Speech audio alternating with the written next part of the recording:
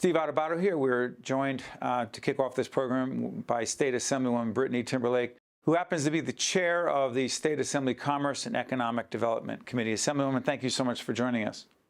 Yes, thank you so much for having me, Steve. There are so many issues we could talk about, but I want to focus in the time we have on the initiative that you're involved in called the Community Wealth Preservation Program. What is this legislation? What does it have to do with property that is foreclosed? Yeah, sure. The Community Wealth Preservation Program is a very innovative, creative solution to the issue of foreclosure. As you know, New Jersey has one of the highest racial wealth gaps in the country. We know that real estate is the #1 wealth building tool around the world. And unfortunately, New Jersey is constantly leading in the area of having the highest foreclosures in the nation, too. So this bill will actually create the process of equity, enabling a person to be able to save their home at the time of sale, helping like their child, grown adult child, can save their home at the time of sale for the parent. Or a nonprofit organization will be able to gain access to the property and put it back online in the community for the purposes of creating affordable homeownership or rental opportunity.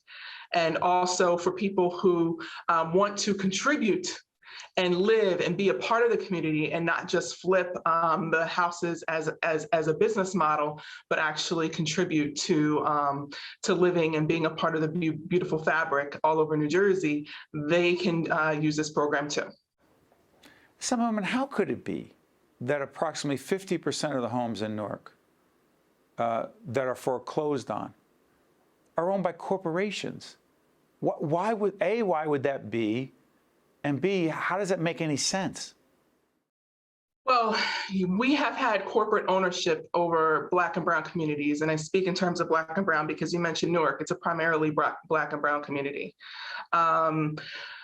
Corporations have owned our community for years. Now we're seeing national headlines that show a trend where they're also beginning to own in suburban areas, which is now gaining traction for the issue.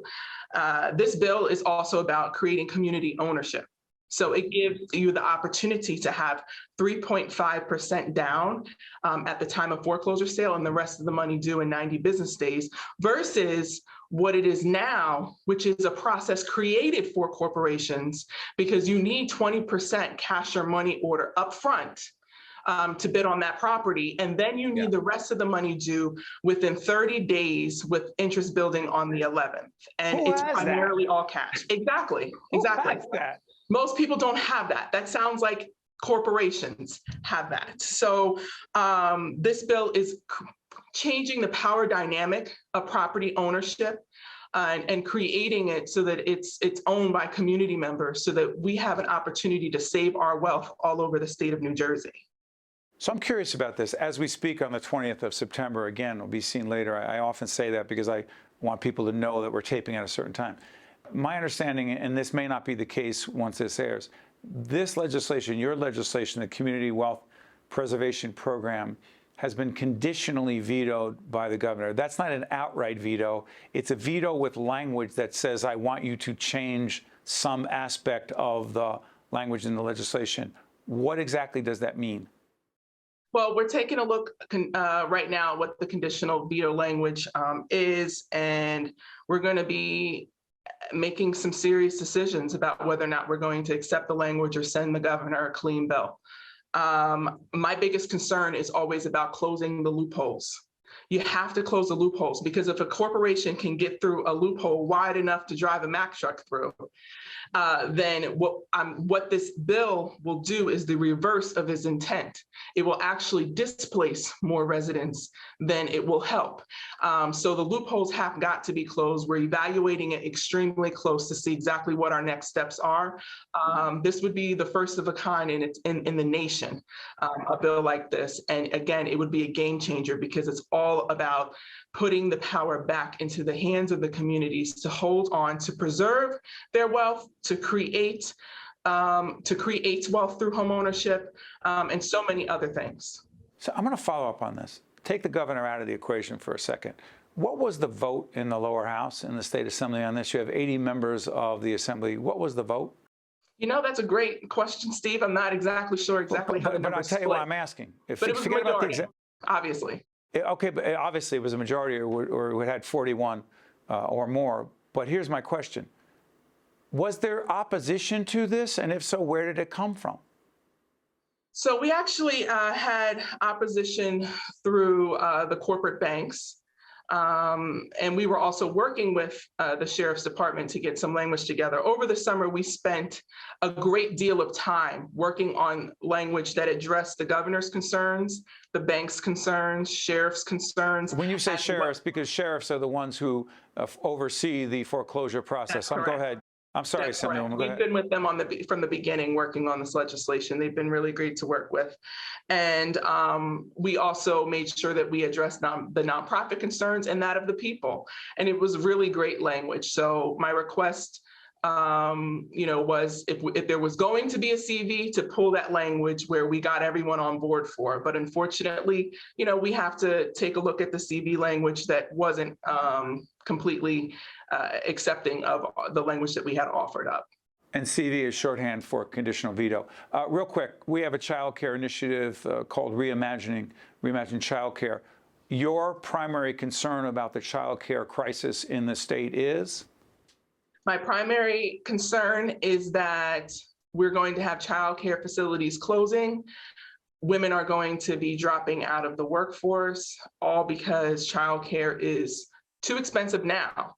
But in order for our daycares to survive, they're going to need to raise tuition, which is going to then have parents decide not to, one of the parents, more than likely the woman, is going to have to decide to stay home.